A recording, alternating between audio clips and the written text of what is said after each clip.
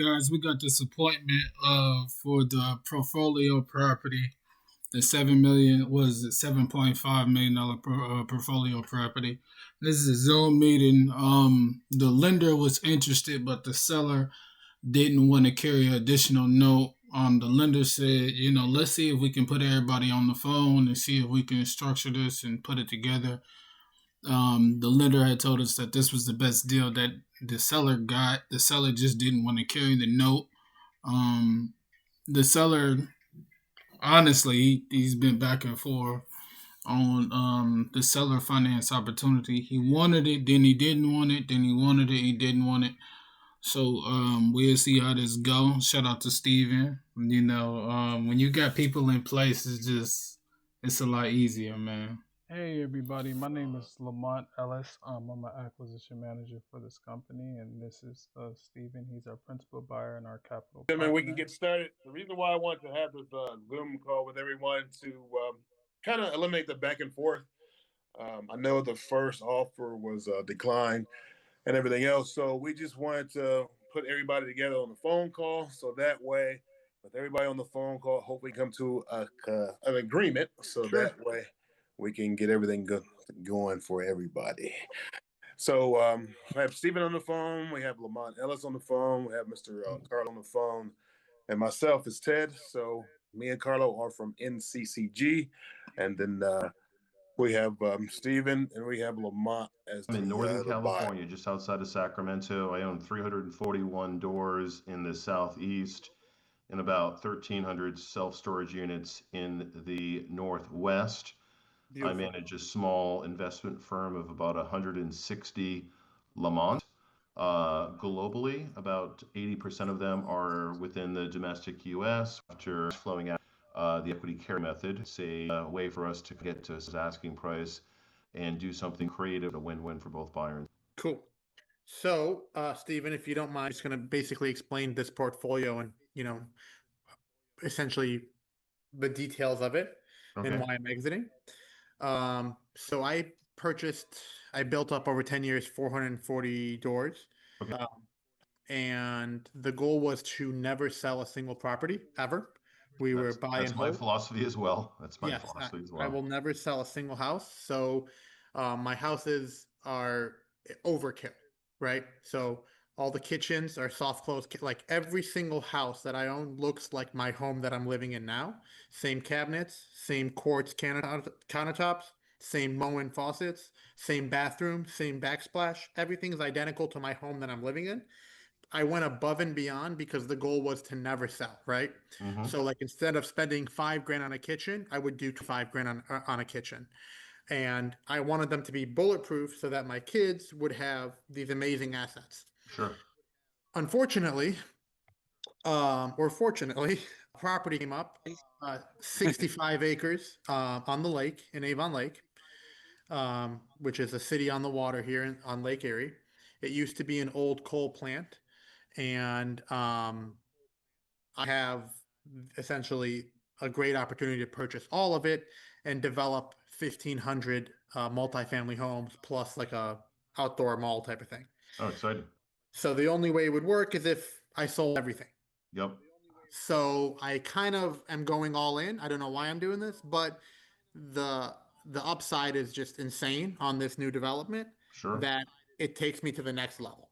Yep. So that is kind of where I'm at and why I'm selling. But so we had like 6 tours this past week, and all 6 buyers were commenting that like we would never do this in a rental home. Like, this is just above and beyond overkill. But the goal was not to be a landlord that flips these, it was to hold them for life.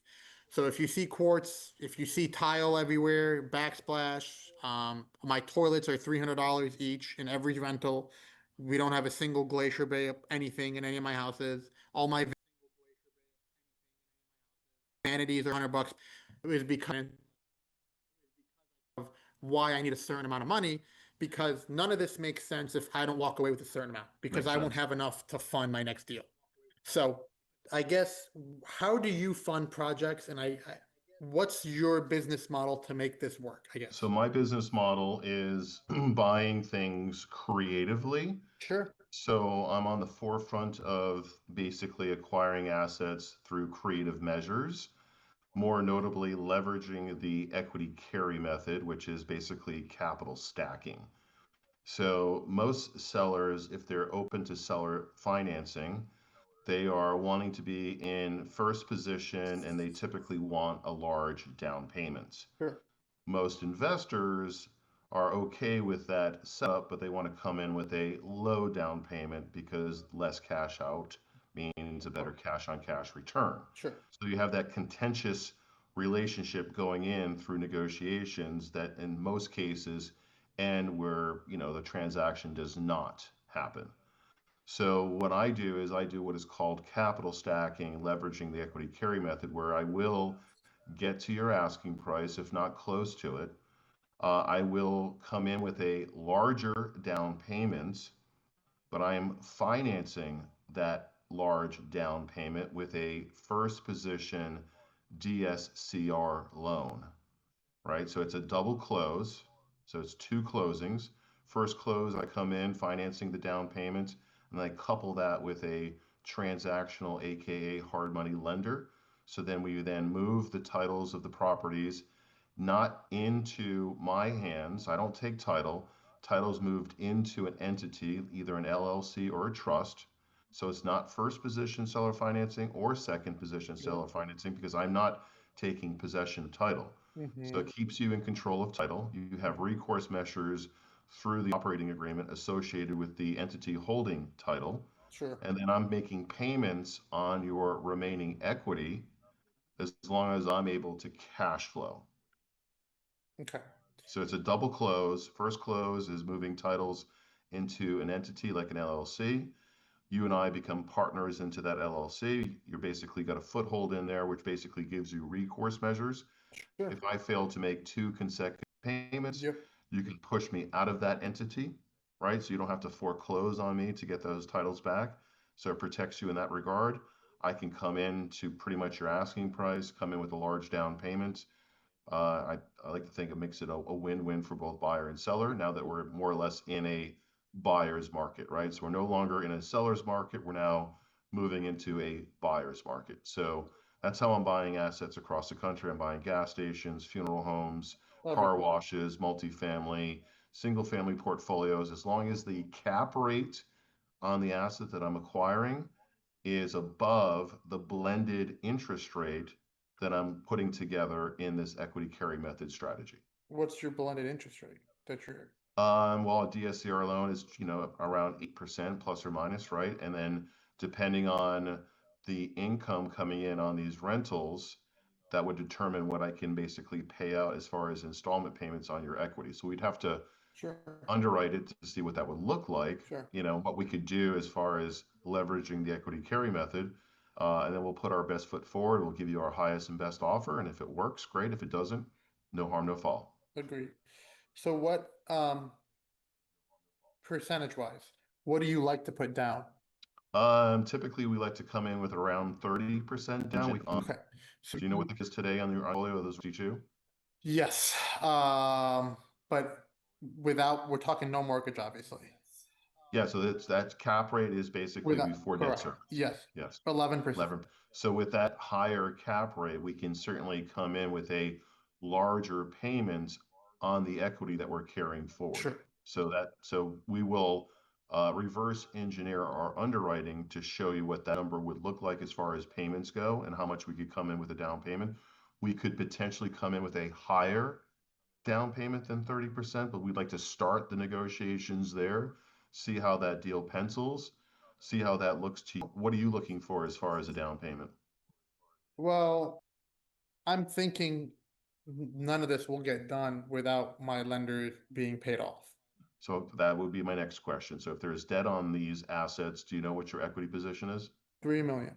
So what is that as far as percentages? It's about, I have probably 40%. It's 40% is what's owed on the assets. Okay, so you have 60% equity. Correct. Okay, so I would need to come in with a 50% down payment to cure the debt in first position and giving you about 10% in equity is probably what we could do. We could potentially come in a little higher as far as the down payment, but knowing that you have $3 million in debt is good for us to know, so we can underwrite it. Sure, yeah, that would copious, but that's how we would underwrite it. And then what we'll do is we'll send over a letter of intent based upon you having an existing debt of 3 million and you're sitting at an ingoing cap rate of 11%. Correct.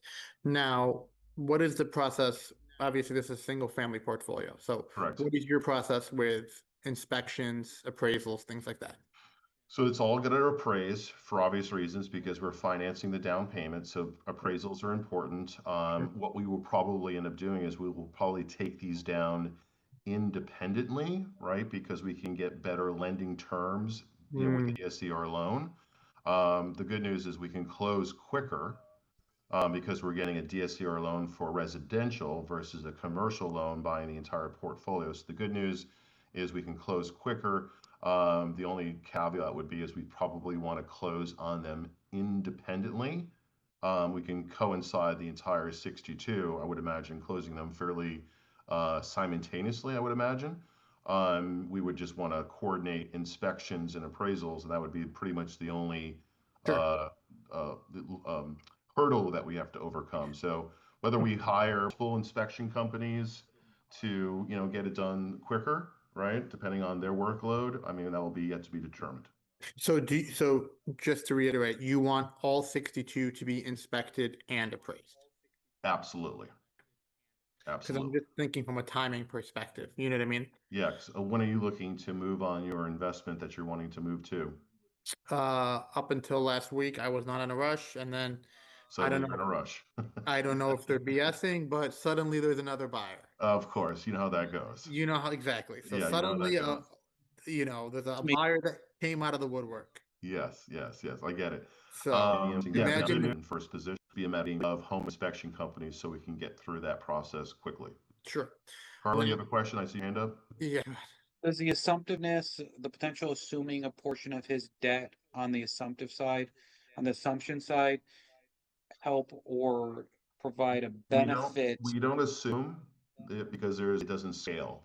Assumptive type strategies only work for investors if they're only buying an asset or two per year. Yeah. I'm buying 3 to 5 a week. So assumptives really don't work for me. I do what is called a sub-2 purchase via a trust acquisition.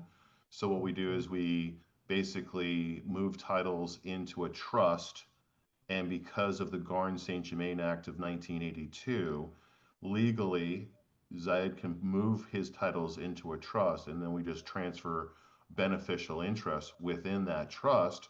So that circumvents the assumptive process. Yeah. But it really would be determined if that existing debt has a favorable interest rate. I don't want to do it on, debt that has a higher interest rate. If it's below 4%, do you know what the interest is?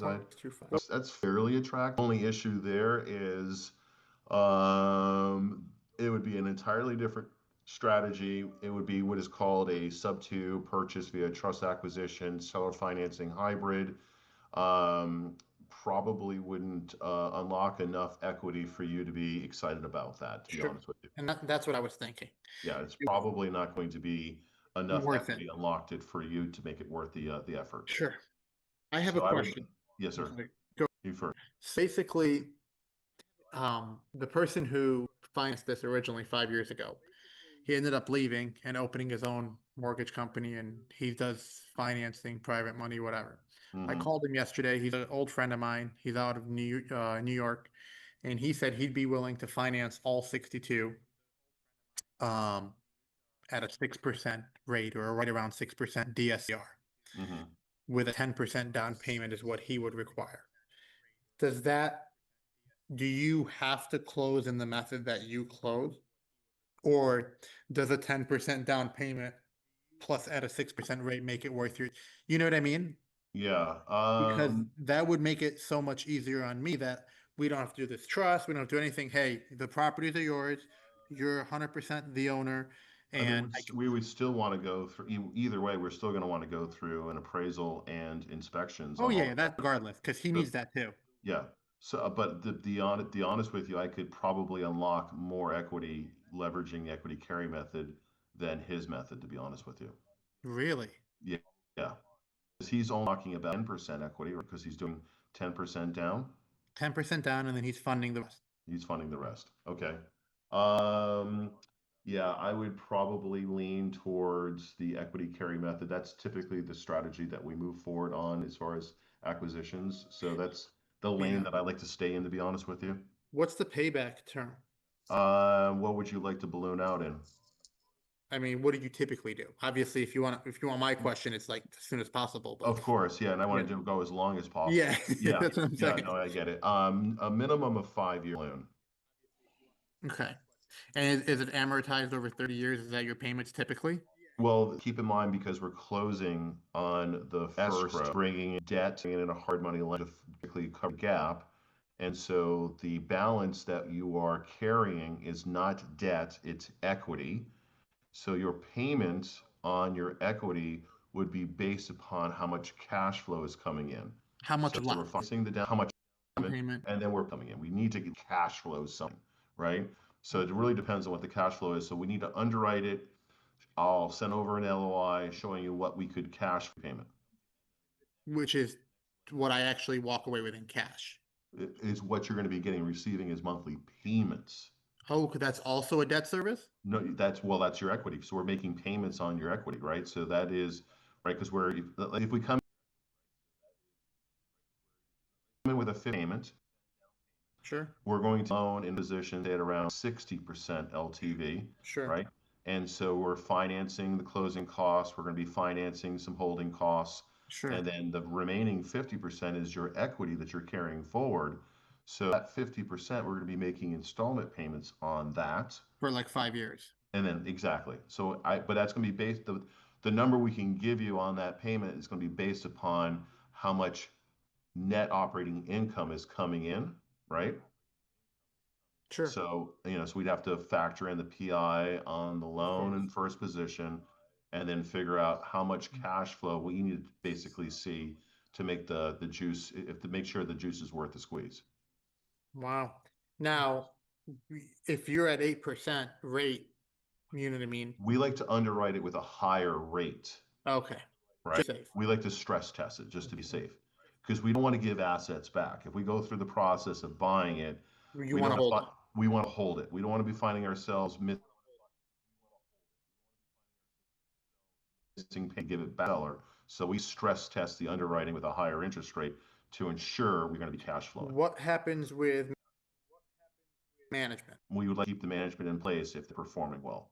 Which is okay. Well, then we need to factor in. So you're self-managing 62 rentals?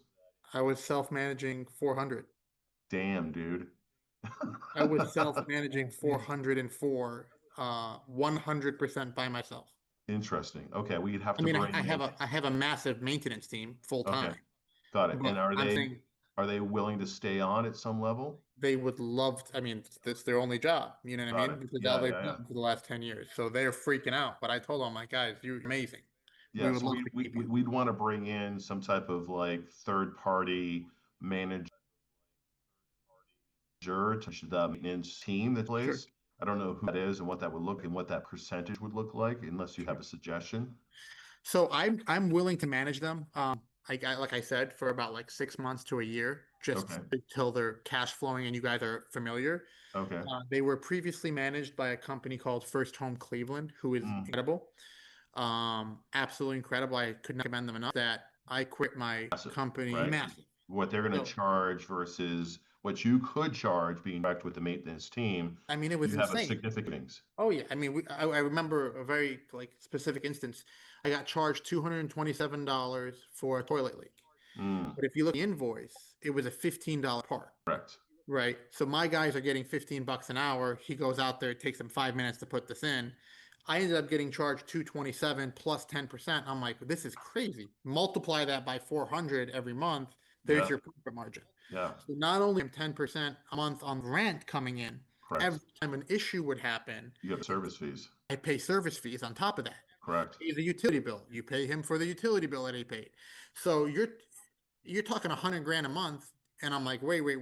I'm going to leave my job and I could make this $100,000 a month just by me. And then obviously on time, Actions, clients, waste that way high. yeah. I'd be willing to stay on. We can talk about that. If not, I mean, Tom Cleveland obviously is a great mortgage, a great property management company, but that is something to factor. My maintenance team would love to stay on. It's just that I don't want to waste your time, Stephen, at all. In any other scenario, this could probably work. It's just I need to figure out and walk away with enough cash to fund the upcoming deal. Got it. Because the whole reason I'm exiting is to have enough money to put down to finance this $250 million project. Understood. So if I don't have enough down payment to fund the 250, I lose out on the, and then I walk away with no property and no investment. So what I'll do is I'll push the boundaries as far as the offer goes, go as high as 60% down payment, right? And we're basically carrying 40% of your equity forward. Sure. Right. And we'll over a letter of intent showing that is what that down payment look like at your asking price. Sure. And if we can put a deal together, great. If not, we'll part as friends. When do you think roughly that would come in? Today. 100 Awesome. in mind, yes. Because I would love to show some of this to someone low. You know what I mean? Yeah, I can get local boots on the ground. That won't be a problem. I would just like to show you the quality. I don't know if you care, to be honest, because I know it's such a massive thing you have going on. If I need to, if we get to that point, I mean, 62 doors is worth me getting on a plane and coming over and shake hand if we get to that point. Deal. All right. I guess let's see if 60%, gets me to my point where I need to, I fund this upcoming deal. And if basically you got 40% debt, so you're looking at about 20% equity. So what you should know somewhat in your mind what that would look like. You're going to be walking away with about 20% equity. I'm going to be walking away with 20% equity. And then payments, you told me you had 40%, right? With a 60% down payment. Yeah. You're looking at about 20%, equity that's going to be unlocked at that down payment, minus whatever fees that you've agreed to, Ted and Carlo, right? Whatever fees you may have. And then the remaining 40% is going to be paid out in installments. And that installment payment is going to be based upon how much cash flow is coming in. Sure. I'll factor in, Lamont, you factor in a 7% management fee. We'll do like a hybrid approach because we're going to have to bring somebody in eventually. Yeah. And so let's just factor in at least a 7% management fee here. And we'll just see what that looks like. And we'll get over an LOI. Okay. And I was about to say, I wrote down that. Yeah, we'll just factor in a 7% expense for management because, we need to have a fallback solution if we have to manage ourselves. So they were charging me 8%. Got it. Cheaper. If you do and go with them full blow, they were 8%. Okay, well then put in 8% in Lamont. Yeah. And then we'll go over an offer, basically showing you our highest and best, right? And Sure. We'll see if we can't move forward. Okay. I really appreciate it. Well, I appreciate you. Good luck on your development coming up. And Carlo and Ted, thank you for putting this meeting. Lamont, CC me on the LOI that you send over. Meeting. I got to call my colleague.